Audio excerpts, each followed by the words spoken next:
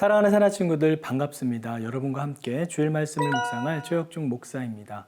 오늘 하루 세상의 어떤 고난과 어려움 속에서도 각자에게 주어진 소명의 길을 묵묵히 걸어가는 용기 있는 하나님의 자녀된 삶을 살아가는 모든 새나 친구들이 되길 진심으로 축복합니다. 이 코로나 기간이 길어지면서 사람들은 더 예민해져가고 아주 작은 일에도 곧 감정을 드러내는 일들이 많아지고 있는 요즘입니다. 특히나 우리 교회를 바라보는 사회의 그 따가운 시선들은 교회를 다닌다는 것만으로도 곱지 않은 눈으로 대하며 믿는 자들의 마음을 더욱 위축되게 만들고 있습니다. 하지만 분명한 것은 지금 이 순간에도 하나님은 우리를 위해 일하시며 우리가 깨닫지 못하는 하나님의 뜻과 계획을 깨닫기를 바라는 심정으로 계속해서 우리에게 말씀하고 계시다는 사실입니다.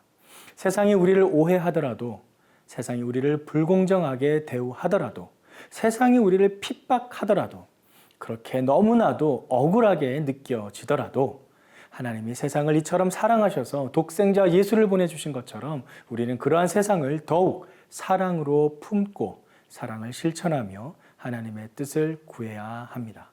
오늘 본문에서 예레미야는 자신이 너무나 억울한 상황 속에 몰렸음에도 자신의 길을 묵묵히 걸어가는 용기 있는 모습을 보여줍니다. 함께 말씀을 살펴봅시다. 오늘의 주제는 억울해도 가야 할 길입니다. 오늘의 말씀은 예레미야 37장 11절에서 21절입니다. 바로의 군대로 인해 갈대아 사람들의 군대가 예루살렘에서 물러간 뒤에 예레미야는 베냐민 땅으로 가서 그곳 백성 가운데 자기 몫의 재산을 받기 위해 예루살렘을 떠났다. 그러나 그가 베냐민 성문에 이르렀을 때 그곳에서 하나냐의 손자 셀레미야의 아들 이리야라는 문지기 우두머리가 예언자 예레미야를 붙잡고 말했다. 너는 우리를 배반하고 갈대아 사람들에게 항복하려고 한다. 예레미야가 말했다. 거짓말이다. 나는 바벨론 사람들에게 항복하려는 것이 아니다. 그러나 이리야는 그의 말을 들으려 하지 않았다. 이리야는 오히려 예레미야를 붙잡아 그를 관료들에게 데리고 갔다. 관료들은 예레미야에게 화가 나서 그를 때리고 서기관 요나단의 집에 가두었다. 그때 그곳은 감옥으로 사용됐기 때문이다. 예레미야가 토굴 속 감옥에 들어가 그곳에서 여러 날 머물렀다. 그때 시드기야 왕이 사람을 보내 그를 왕궁으로 데려갔다. 왕은 그에게 비밀리에 물었다. 혹시 여호와로부터 어떤 말씀이 있느냐? 예레미야가 말했다. 있습니다. 그러고 나서 그가 말했다.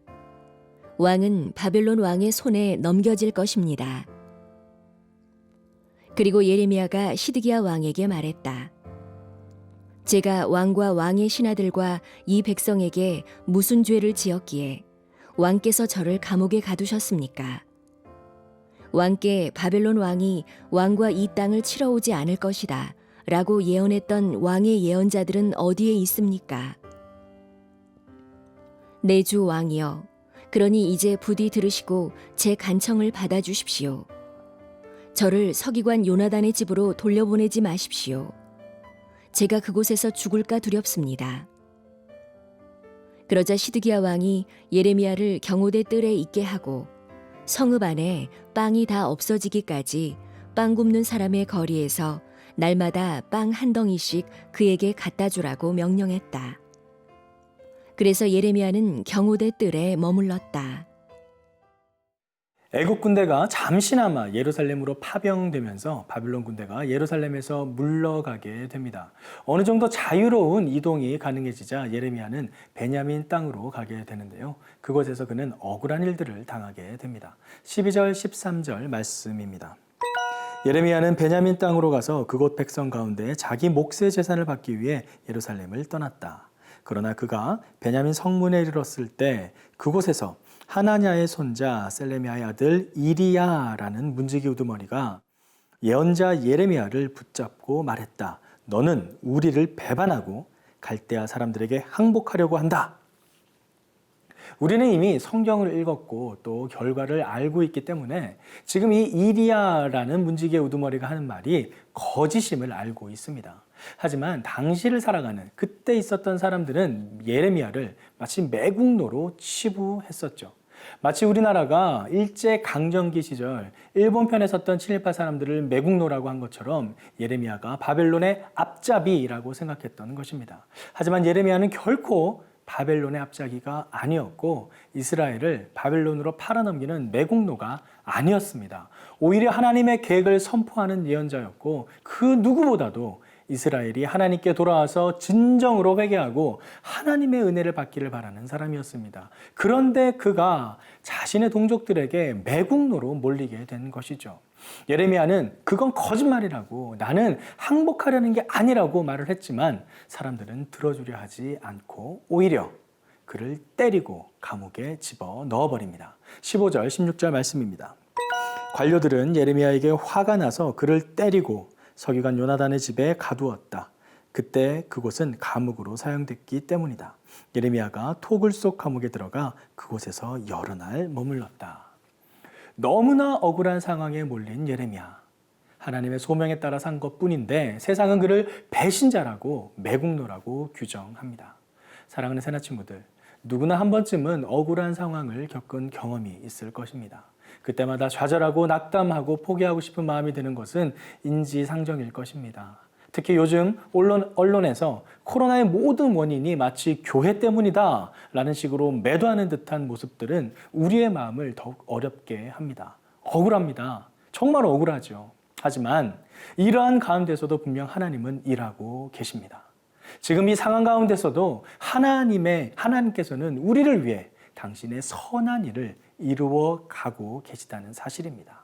그러기에 억울해도, 너무나 억울해도 우리는 더욱 신실하게 우리의 믿음을 지켜나가며 거룩함과 화평함을 이루어 가야 할 줄 믿습니다. 우리의 삶의 결국은 하나님께서 선한 길로 이루어지시기 때문입니다.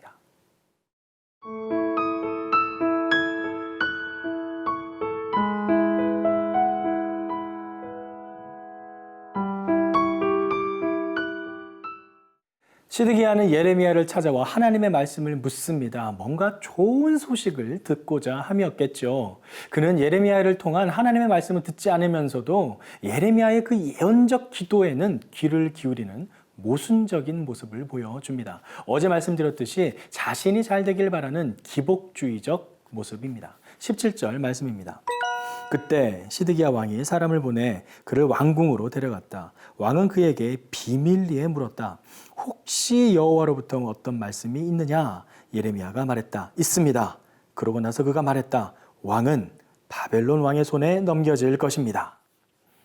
왕은 바벨론 왕의 손에 넘겨질 것입니다. 자신에게 뭔가 좋은 것을 바라는, 듣기 좋은 소리를 듣길 바랬던 그 시드기야에게 예레미야는 여전히 하나님의 말씀을 있는 그대로 선포합니다. 억울한 자신의 상황을 좀 벗어나기 위해선 좋은 말로, 시드기야 듣기 원하는 말로 좀 하나님의 말씀을 바꿀 수도 있었는데 그는 그렇게 하지 않았습니다.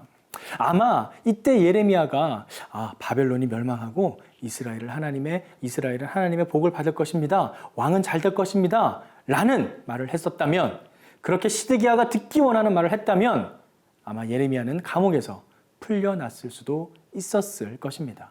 하지만 예레미야는 자신의 그 안위를 위해서, 자신의 억울함을 풀기 위해서 그런 거짓말을 하지 않았습니다. 더욱 바르게 하나님의 말씀을 전했습니다.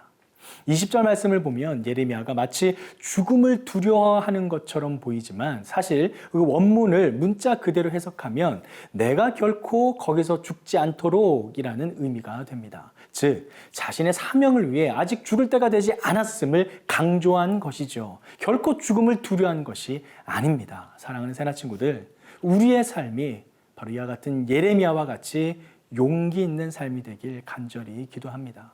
그 어떤 억울한 상황 속에서도 묵묵히 우리 각자에게 주어진 사명의 길을 걸어가길 기도합니다.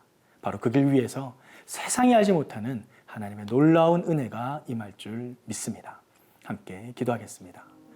사랑의 아버지 하나님, 너무나 어려운 시기를 살아가고 있는 오늘날 우리 자신과 뿐만 아니라 우리 가정과 사회, 우리 국가와 우리 모든 교회가 하나님의 은혜의 손길을 간절히 소망하고 간구합니다.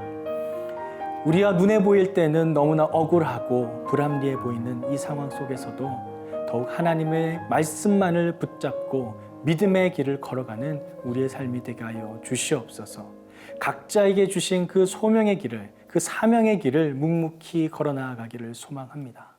그때 주시는 하나님의 하늘의 축복과 은혜가 우리 삶에서 구체적으로 경험될 수 있도록 주님 함께하여 주시옵소서. 이후의 모든 삶 가운데 그러한 은혜로 함께하실 주님의 이름을 찬양하며 예수 그리스도의 이름으로 기도드립니다. 아멘.